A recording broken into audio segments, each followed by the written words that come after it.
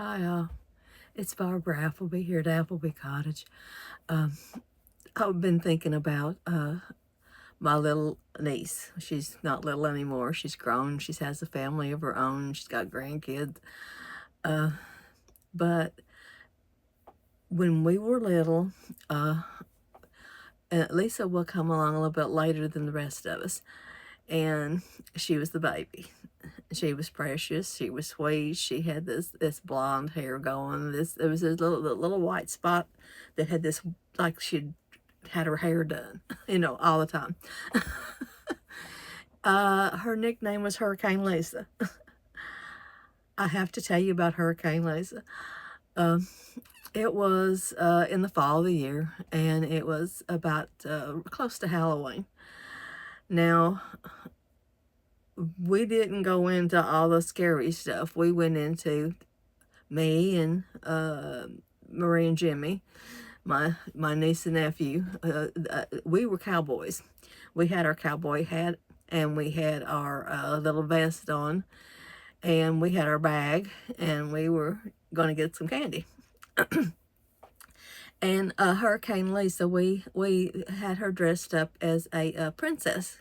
And we put a piece of paper and we rolled it up in a comb, and stuck it on her head, and then with a scarf up there, blowing out. And she was a little princess. And so she was so cute and she was so darling. Okay, Mom, Dad, and Cordella was in the car, and us three were walking down the street.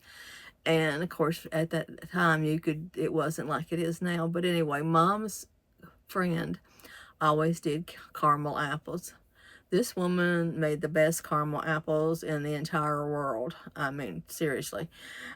We would go, oh boy, we're going to go to, and I can't think of her house name now. I could just remember the caramel apples. But anyway, we went to get our caramel apple, and we knocked on the door, and we had Lisa out front because she was going to say our trick-or-treat part, okay? We're talking she was 3 years old. She deserved every bit of her name of Hurricane Lisa, okay? Anyway, we have her sit down in front, and she holds her little bag up, okay? All's good so far. And then I said, go ahead and say your part. I don't know who taught her this. It was not me. I just promise you. She said, trick or treat, smell my feet, give me something good to eat. And Mom's friend looked at her and she said, what did she just say?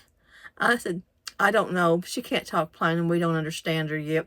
And we got her and we took off getting it back to the car. And I told, Mom, Dad, and my big sister what happened.